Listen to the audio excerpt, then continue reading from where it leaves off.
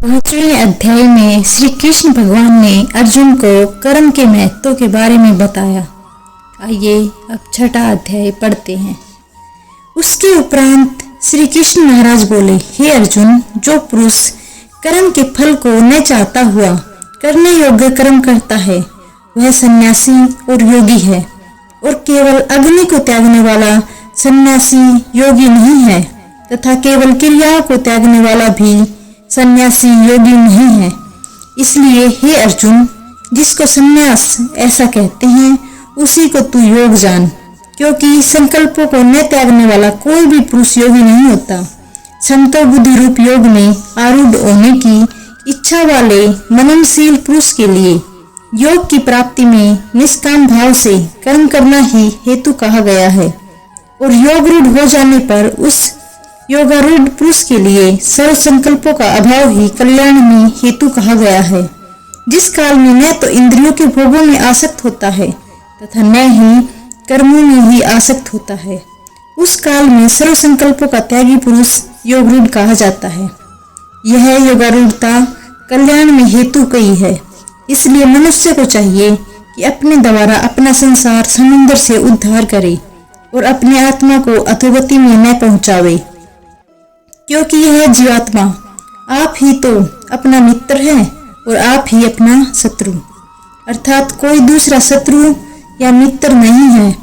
उस जीवात्मा तो वह आप ही मित्र है जिस जीवात्मा द्वारा मन और इंद्रियों सहित शरीर जीता हुआ है, और जिसके द्वारा मन और इंद्रियों सहित शरीर नहीं जीता गया है, उसका वह आप ही शत्रु के सदृश समान है। हे अर्जुन, सर्दी, गर्मी और सुख, दुखादि में तथा मान और अपमान में जिसके अंतःकरण की वृत्तियां अच्छी प्रकार शांत है, अर्थात विकार रहित है, ऐसे स्वाधीन आत्मा वाले पुरुष के ज्ञान में सच्चिदानंद घन परमात्मा सम्यक प्रकार से स्थित है, अर्थात उसके ज्ञान में परमात्मा के सिवा अन्य कुछ है ही नहीं। ज्ञान विज्ञान से तृप्त है अंतःकरण जिसका, तथा विकार रहित है स्थिति जिसकी, और अच्छी प्रकार जीती हुई है इंद्रिया जिसकी, तथा समान है मिट्टी, पत्थर और सुवर्ण जिसके, वह योगी युक्त अर्थात भगवत की प्राप्ति वाला है। ऐसे कहा जाता है। जो पुरुष सुहृद, मित्र, वैरी, उदासीन, मध्यस्थ, द्वेषी और बंधुगणों में तथा धर्मात्माओं में और पापियों में भी समान भाव वाला है, वह अति श्रेष्ठ है। इसलिए उचित है कि जिसका मन और इंद्रियों सहित शरीर जीता हुआ है, ऐसा वासना रहित और संग्रह रहित योगी अकेला ही एकांत स्थान में स्थित हुआ निरंतर आत्मा को परमेश्वर के ध्यान में लगावे। शुद्ध भूमि में कुशा, मृगछाला और वस्त्र ऊपरोपरि जिसके ऐसे अपने आसन को न अति ऊंचा और न अति नीचा स्थिर स्थापन करके और उस आसन पर बैठकर तथा मन को एकाग्र करके चित्त और इंद्रियों की क्रियाओं को वश में किया हुआ अंतःकरण की शुद्धि के लिए योग का अभ्यास करें। उसकी विधि इस प्रकार है कि काया, सिर और गिरवा को समान और अचल धारण किए हुए दृढ़ होकर अपनी नासिका के अग्र भाग को देखकर अन्य दिशाओं को न देखता हुआ और ब्रह्मचार्य के व्रत में स्थित रहता हुआ भय रहित तथा अच्छी प्रकार शांत अंतःकरण वाला और सावधान होकर मन को वश में करके मेरे में लगे हुए चित्त वाला और मेरे प्राण हुआ स्थित होवे। इस प्रकार आत्मा को निरंतर परमेश्वर के स्वरूप में लगाता हुआ स्वाधीन मन वाला योगी मेरे में स्थिति रूप परमानंद प्राकाष्ठा वाले शांति को प्राप्त होता है। परंतु हे अर्जुन, यह योग न तो बहुत खाने वाले का सिद्ध होता है और न ही बिल्कुल खाने वाले का, तथा न अति शयन करने के स्वभाव वाले का और न अत्यंत जागने वाले का ही सिद्ध होता है। यह दुखों का नाश करने वाला योग तो यथा योग्य आहार और विहार करने वाले का तथा कर्मों में यथा योग्य चेष्टा करने वाले का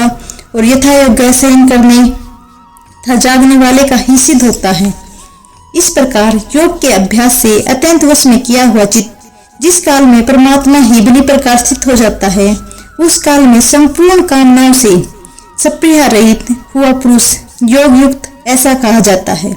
जिस प्रकार वायु रहित शतान में स्थित दीपक चलाए में नहीं होता है, वैसे ही उपमा परमात्मा ध्यान में लगे हुए योगी के जीते हुए चित्त की कही गई है। हे अर्जुन, जिस अवस्था में योग के अभ्यास से निरुद्ध हुआ चित्त उपराम हो जाता है और जिस अवस्था में परमेश्वर के ध्यान से शुद्ध हुई सूक्ष्म बुद्धि द्वारा परमात्मा को साक्षात करता हुआ सच्चिदानंद घन परमात्मा में ही संतुष्ट होता है तथा इंद्रियों से अतीत केवल शुद्ध हुई सूक्ष्म बुद्धि द्वारा ग्रहण करने योग्य जो अनंत आनंद है, उसको जिस अवस्था में अनुभव करता है और जिस अवस्था में स्थित हुआ यह योगी भगवत स्वरूप से चलायमान नहीं होता है और परमेश्वर की प्राप्ति रूप जिस लाभ को प्राप्त होकर उससे अधिक दूसरा कुछ भी लाभ नहीं मानता है और भगवती प्राप्ति रूप जिस अवस्था में स्थित हुआ योगी बड़े भारी दुख से भी चलायमान नहीं होता है, जो दुख रूप संसार के संयोग से रहित है तथा जिसका नाम योग है, उसको जानना चाहिए। वह योग न उकसाए हुए चित्त से अर्थात तत्पर हुए चित्त से निश्चय पूर्वक करना कर्तव्य है। इसलिए मनुष्य को चाहिए कि संकल्प से उत्पन्न होने वाली संपूर्ण कामनाओं को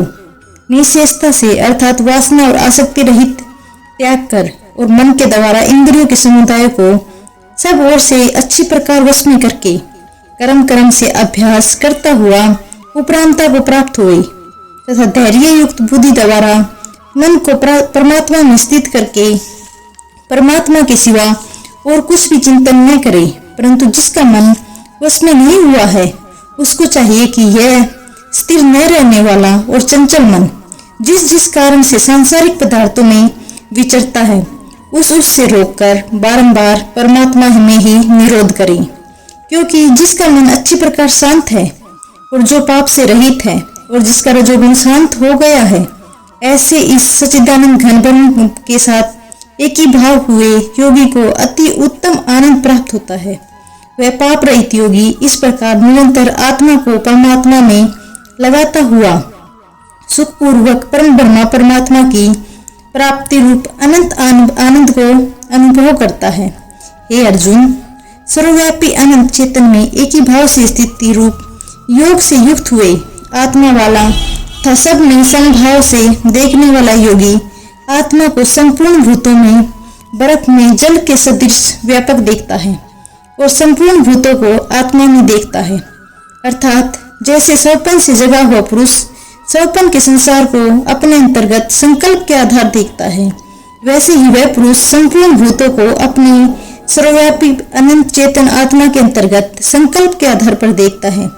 जो पुरुष संपूर्ण भूतों में सबके आत्म रूप मुझ वासुदेव को ही व्यापक देखता है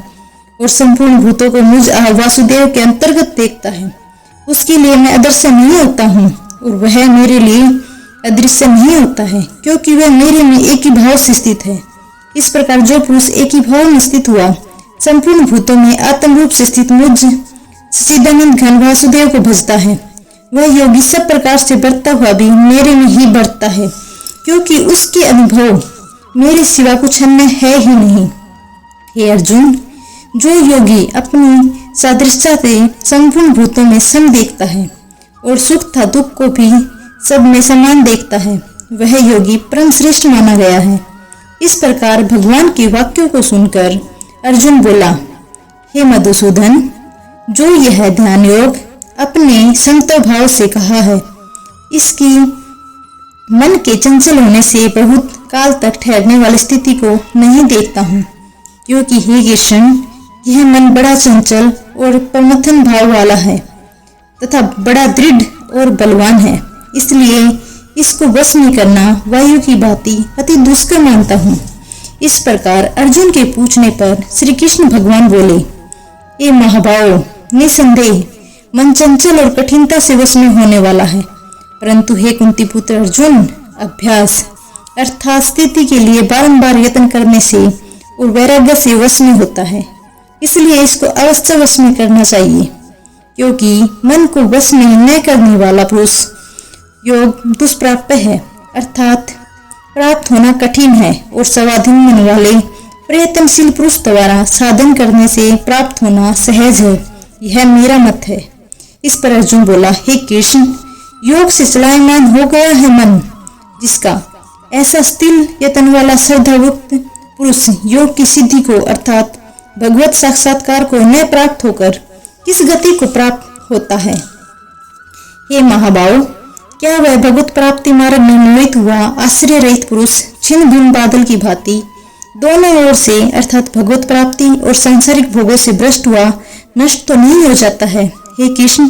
मेरे इस संशय को संपूर्णता से छेदन करने के लिए आप ही योग्य हैं, क्योंकि आपके सिवा दूसरा इस संशय को छेदन करने वाला मिलना संभव नहीं है। इस प्रकार अर्जुन के पूछने पर श्री कृष्ण भगवान बोले, हे पार्थ, उस पुरुष न तो इस लोक में न परलोक में ही नाश होता है, क्योंकि हे प्यारे, कोई भी शुभ कर्म करने वाला अर्थात भगवत अर्थ कर्म करने वाला दुर्गति को नहीं प्राप्त होता, किंतु वह योग भ्रष्ट पुरुष पुण्यवानों के लोकों को अर्थात सर्वाधिक उत्तम लोकों को प्राप्त होकर उनमें बहुत वर्षों तक वास करके शुद्ध आचरण वाले श्रीमान पुरुषों के घर में जन्म लेता है। अर्थात वैराग्यवान पुरुष उन लोकों में न जाकर ज्ञानवान योगियों के ही कुल में जन्म लेता है। परंतु इस प्रकार जो यह जन्म है वो है संसार में निसंदेह अति दुर्लभ है। वह पुरुष वहाँ उच्च पहले शरीर में साधन किए हुए बुद्धि के संयोग को अर्थात समता बुद्धि योग के संस्कारों को अनायास ही प्राप्त हो जाता है और एक कुरुनंदन उसके प्रभाव से फिर अच्छी प्रकार भगवत प्राप्ति निमित्त यत्न करता है। वह विषयों के वश में हुआ भी उस पहले के अभ्यास ही निसंदेह भगवत की ओर आकर्षित किया जाता है तथा समता बुद्धि रूप योग का जिज्ञासु भी वेद में कहे हुए सकाम कर्मों के फल को उल्लंघन कर जाता है। जबकि इस प्रकार मंद प्रयत्न करने वाला योगी भी परम गति को प्राप्त हो जाता है। तब क्या कहना है कि अनेक जन्मों से अंतःकरण की शुद्धि रूप सिद्धि को प्राप्त हुआ और अति प्रयत्न से अभ्यास करने वाला योगी संपूर्ण पापों से अच्छी प्रकार शुद्ध होकर उस साधन के प्रभाव से परम गति प्राप्त होता है अर्थात